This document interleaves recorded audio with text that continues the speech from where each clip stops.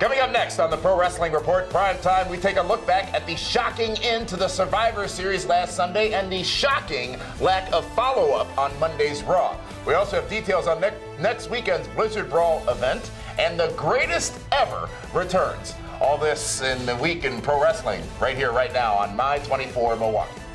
This is the Pro Wrestling Report Primetime TV, the longest-running pro wrestling news program in the world, with your hosts David Hero and Damian Nelson.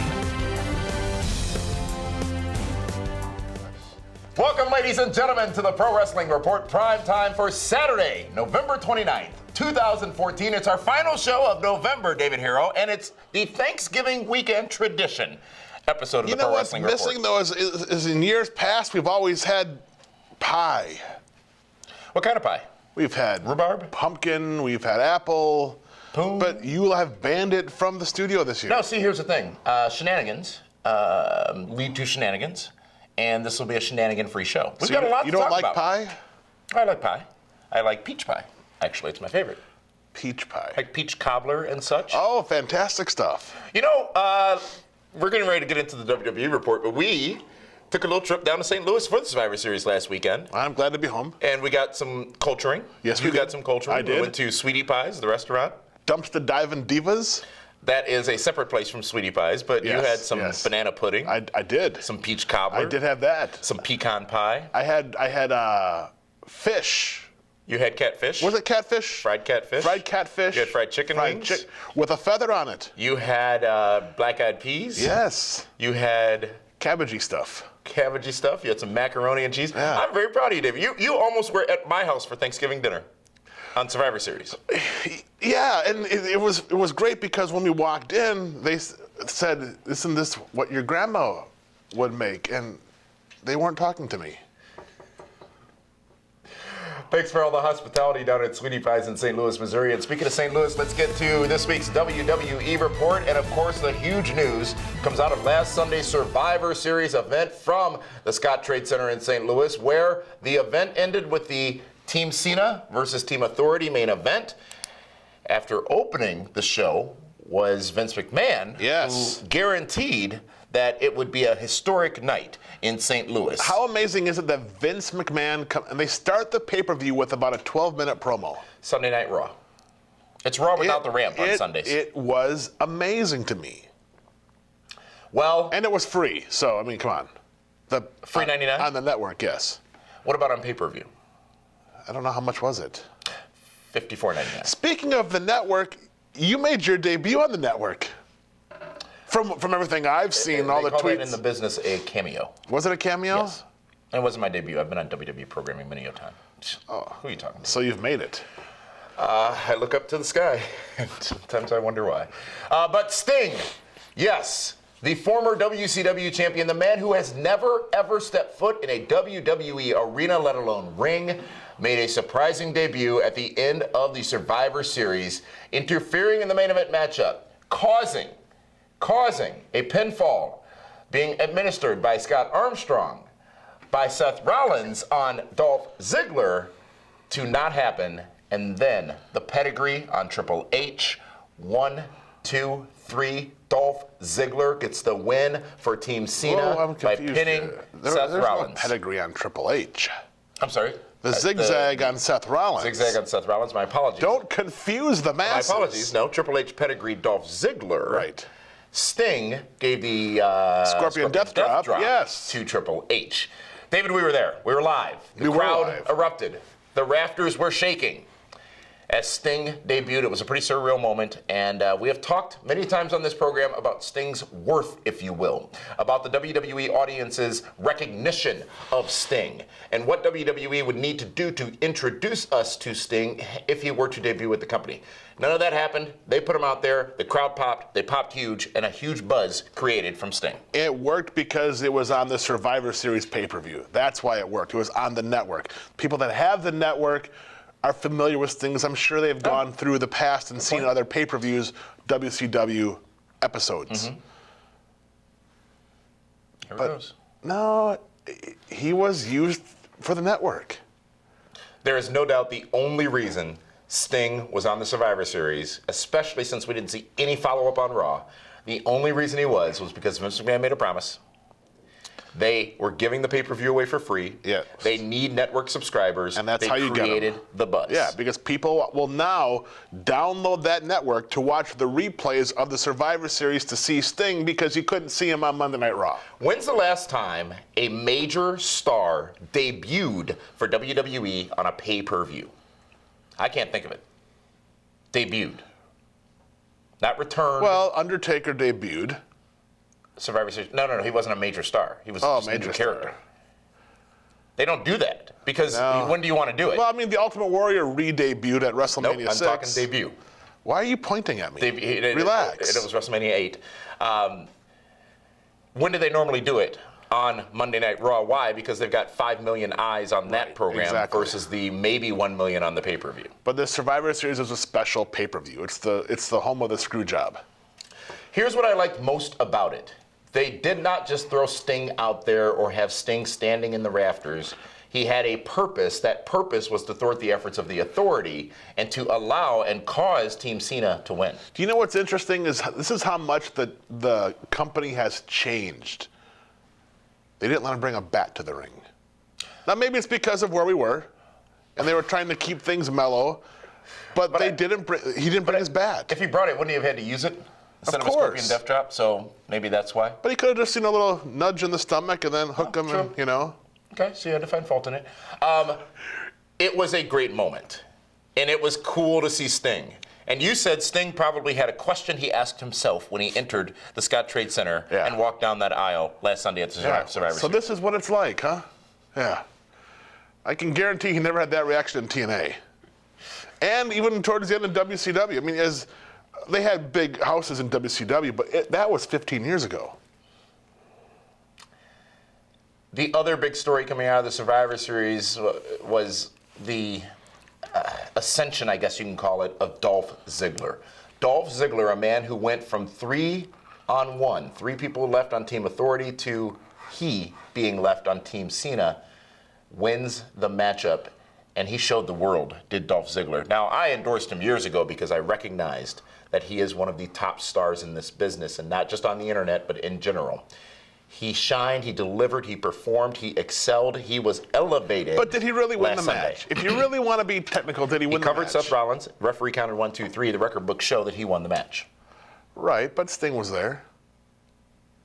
Dolph Ziggler won the match for Team Cena. He did. Dolph Ziggler hung in there and eliminated person after person after person, and then persevered to win the match. He did. And that's more important than the win. The pinfall. Dolph Ziggler has been elevated now to main event status. So he kind of traded in the IC title to Luke Harper to be elevated at Survivor. Pretty fair trade-off, if you ask me. Did we see enough follow-up with Dolph Ziggler on Monday night in his teaming with John Cena against the team of Seth Rollins? He closed the show with John Cena. Of course. It's kind of like Hogan and Macho Man now. I mean, he's not really Macho Man, but when Macho Man and Hogan teamed up, it was special. And, you know, the fans loved Dolph Ziggler. It's more like Mr. Perfect teaming up with Hulk Hogan, but that never happened. I had a great match on that Saturday night's main event. Remember when Mr. Perfect destroyed the championship belt? Yes, which later became the hardcore title. Poffo. Overall, the Survivor Series this past Sunday night, where we saw Damien Sandow, Mizdow, become the new tag team champions. And to talk about over, Damien Sandow was one of the most popular superstars, if not one of the top 3 superstars in that arena. Absolutely, that night. And he's so entertaining. But from a wrestling purist point of view, it's annoying. Here's why. Fair enough. Because you want to watch the action inside the ring. And now everyone's watching Damien Sandow taking bumps out on the floor. Exactly. And you don't want to watch the action in the ring as a result. But you should, because you want to watch the match. You don't want to watch the guy flopping around like a fish. But wrestling is entertainment. It's sports entertainment. When he got in the ring and Atomic dropped himself, I about lost it. It's a double-edged sword, right? Yes, it is. I mean, they're going to walk a very fine line because he's becoming a bigger part of the show than the actual match. Yes. I think Jim Ross said on a recent version of his podcast that wrestling historians would be rolling over in their grave because the focus when Sandow is out there is on a man who's not in the ring. And that's frustrating for someone like me. You could think you're some kind of wrestling purist historian. I am a purist. I am.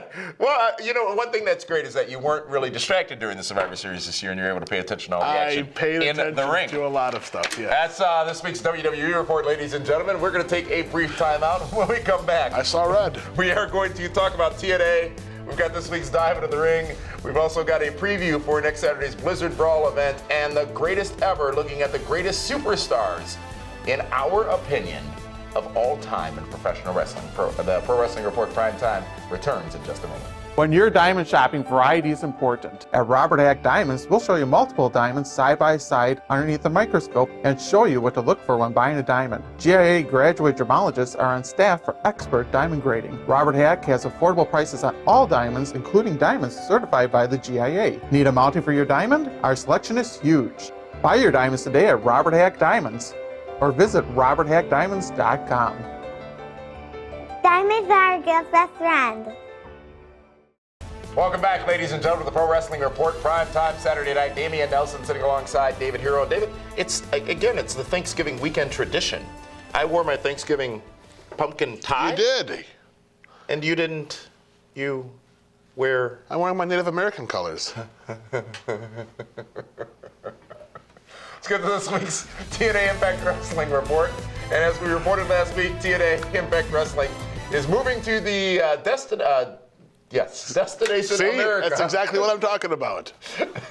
Network in January. Well, TNA has announced that the first tapings for that program will be occurring in January at New York's Manhattan Center. Now, we talked a little bit about this last week, and I think it's worthwhile visiting again.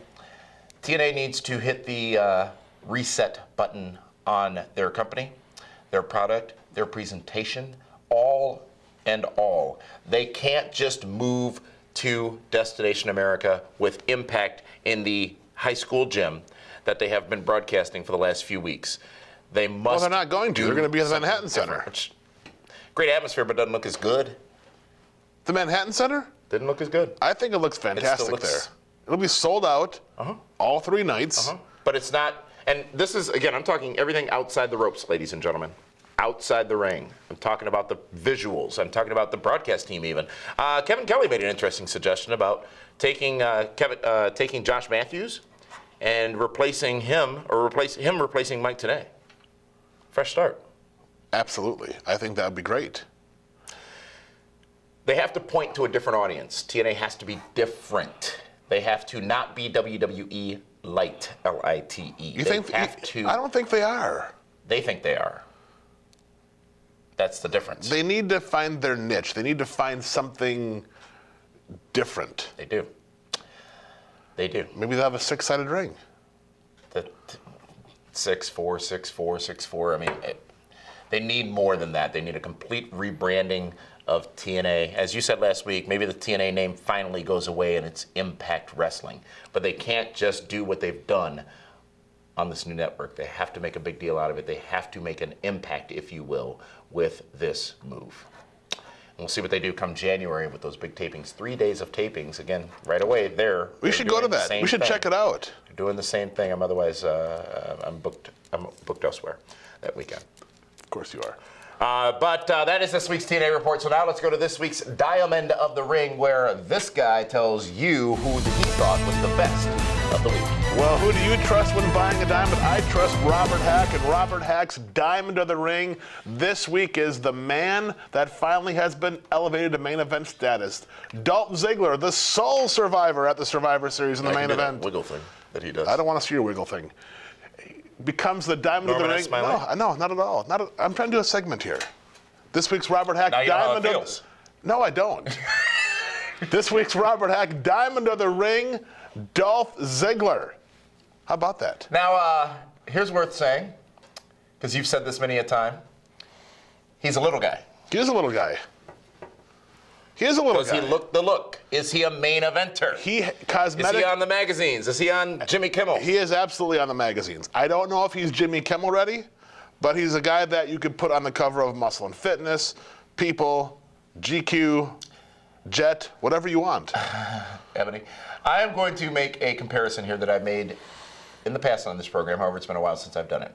Dolph Ziggler is no less of a potential star than Shawn Michaels was before he became a star. And I feel that that is a very fair comparison between the two on size, stature, in-ring ability, and There's one longevity. difference. Shawn Michaels could cut a promo. Well, Dolph Ziggler is not bad at cutting a promo. He's getting better, but Shawn Michaels could cut a promo. And Dolph Ziggler, I believe, can as well. Okay. Well, we'll find out soon, won't we?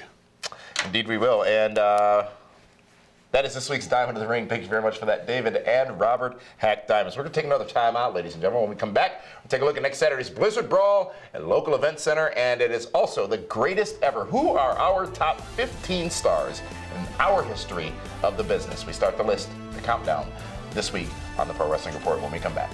If you've been hurt in a car wreck, the insurance company may try to stop you from getting what's fair. They better be careful. Now I've got Gruber law officers. One call, that's all. Welcome back, ladies and gentlemen, to the Pro Wrestling Report, primetime Saturday night. Damian Nelson sitting alongside David Hero. And David, next Saturday night, Waukesha County Expo Center. It is the 10th annual Blizzard Brawl. It's the biggest independent wrestling show in the country each year. King Kong Bundy has called it the WrestleMania of independent wrestling. And there's going to be some great matchups there. But before we get to the matchups, a huge moment will take place as we will induct the latest person into the PWR Hall of Fame and the recipient of this year's Pro Wrestling Report Lifetime Achievement Award will be none other than Ricky the Dragon Steamboat, appearing live at Blizzard. How amazing is it? Ricky the Dragon, one of the greatest in-ring performers of all time. Of all time. Of all time will be there.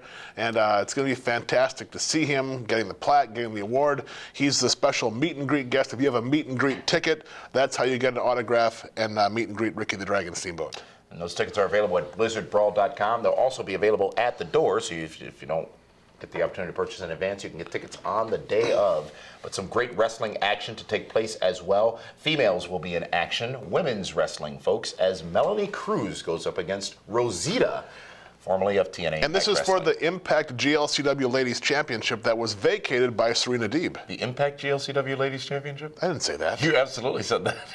Did I really? Yes, you did. I said the GLCW You Ladies. said the Impact. It means more than theirs. Melanie Cruz, a great talent. She's been at many a Blizzard Brawl. Just got back from Japan, like a 3-month tour over there. It's going to be a great matchup between those two come next Saturday. And then speaking of Impact, the Bromans. Your very dear, good, close, personal, longtime friend, Well, Robbie E. Yeah. You guys go way back. We go way back.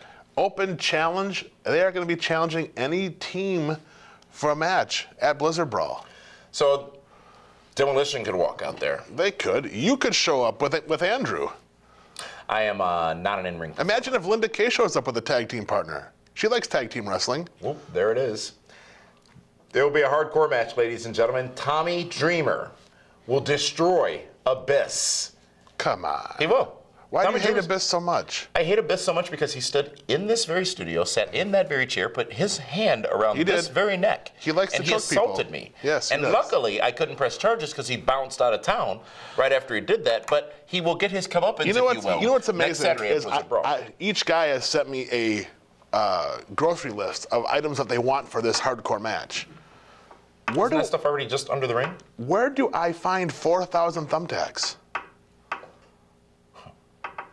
That freaks me out a little bit. It should, and you can see that action next Saturday at Blizzard Brawl, Waukesha County Expo Center, 7 o'clock p.m. bell time. As said earlier, tickets available online. If you get the special meet and greet tickets, you get to meet the legendary Ricky the Dragon Steamboat. And also joining us at Blizzard Brawl come next Saturday is a man who joined us this past weekend in St. Yes. Louis at the Hard Rock Cafe for a tremendously successful event. And you guys bonded, and that was so great to see.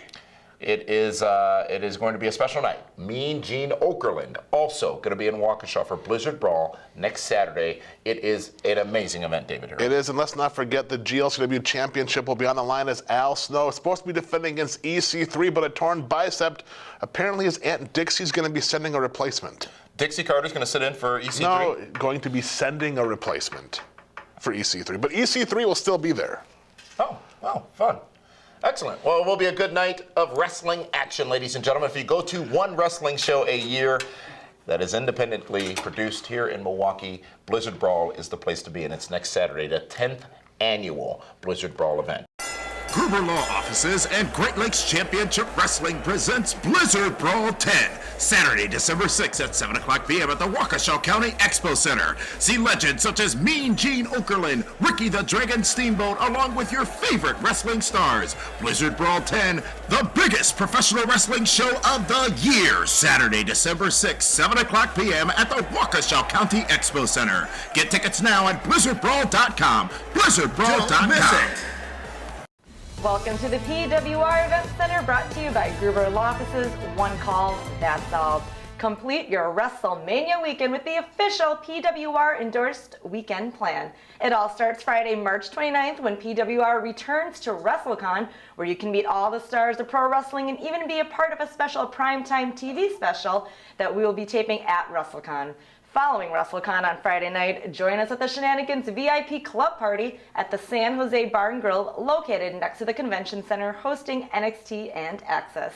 Appearing at the party will be Kevin Nash, via Rosita Trinidad, and Zima Ayan will be the official DJ for the night. Admission includes a red carpet meet and greet with the stars and free food and drinks all night long. Then on Sunday, you can join the PWR team in a private VIP suite for WrestleMania at Levi Stadium for the 5th annual Sweet and Sexy. Tickets for all these events are very limited. They're available now at pwrshow.com. And that's it for this week's Event Center, brought to you by Gruber Law Offices. The Icon Sting made his WWE debut at the Survivor Series this past Sunday night in St. Louis, and the IWC was buzzing. Face-to-face in the middle of the ring with Triple H was supposed to be something special for the fans. And it was, for the ones that knew who Sting is. The timing was right for Sting, as the WWE released their new game, 2K15, the week before, giving younger gamer fans an opportunity to learn and be acquainted with the Stinger. They debut on the network makes the most sense, because if you have the network, then more than likely you have been watching some older programming from WCW and know Sting's history. Unfortunately, Sting did not appear on Monday Night Raw this week, only on the network and your gaming station, which tells me that if you want to see Sting, you're going to have to pay to play. That's what makes a special attraction. And with that, David Hero has spoken. And it's time for the greatest ever again. You know what? By mentioning greatest ever, I just realized something. That I am the greatest ever? It's your birthday week. It has been my birthday week. I've celebrated. I've survived. Had a great day in Milwaukee yesterday on the Partridge Family 40th party bus. Birthday. I am not 40. And how dare those words come out of your mouth? Clean that bloody tongue of yours. Wikipedia said 40. Wikipedia is fed by not me. Okay. You know you're not allowed to edit your own Wikipedia. Really? That's what Kenny Bolin told me. Huh. Well, happy greatest birthday. ever, folks. Thank you very much, David Hero. I appreciate that. I also appreciate all the well wishes I got from all of you. The greatest ever is back, and this time we're taking a look at our list of the top 10, of the top 15 rather, in the history of wrestling, at least as far as we see it. Now, this category was sparked by a discussion this one and I had recently about some of the top names that seemingly would be easy inclusions on that list, but when looking at the list, they actually didn't rate. So in order to put the list in perspective, let's first look at our respective wrestling quote-unquote careers. Now, I started watching wrestling heavily back in 1987, right around WrestleMania 3 at my Aunt Jean's house. I don't think we'd paid for it. And tuned into WWE. You didn't pay for the house?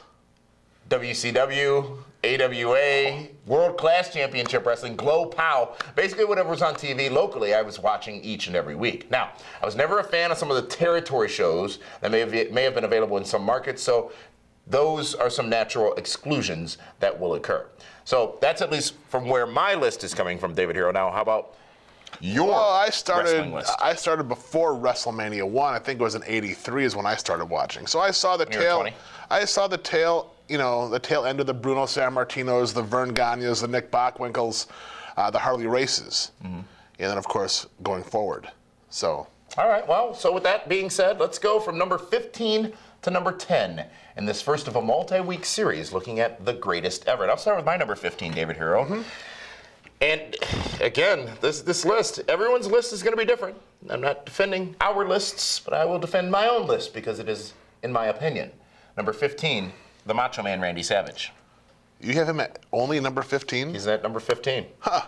Followed at number 14 by Kurt Angle. Followed at number 13 by the Wrestling God, JBL. Oh my God. What's wrong with that? JBL was a great character. JBL This was may a great be the in-ring performer. first time people are going to hate you. JBL was one of the best things in WWE when he was the longest reigning champion in SmackDown history. Number 12, John Cena. John Cena, my number 12, David Hero. Number 11, here comes the Axe and here comes the Smash, Demolition.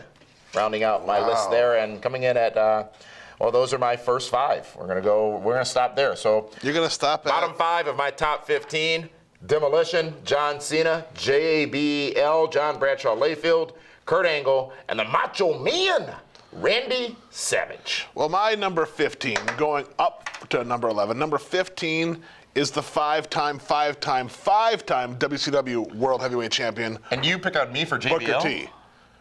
Oh my good God, yes. Was it that promo? Booker T is a far better in-ring performer than JBL. Hands down. You're so wrong. Number 14, Jake the Snake Roberts. One of the best heels in the history of wrestling. One of the greatest in-ring performers, psychology second to none. Number 13, Triple H. Yep. The King of Kings. Number 12, the icon Sting. What? Yes. What? What are you, Mr. Romney, please tell me how that happened.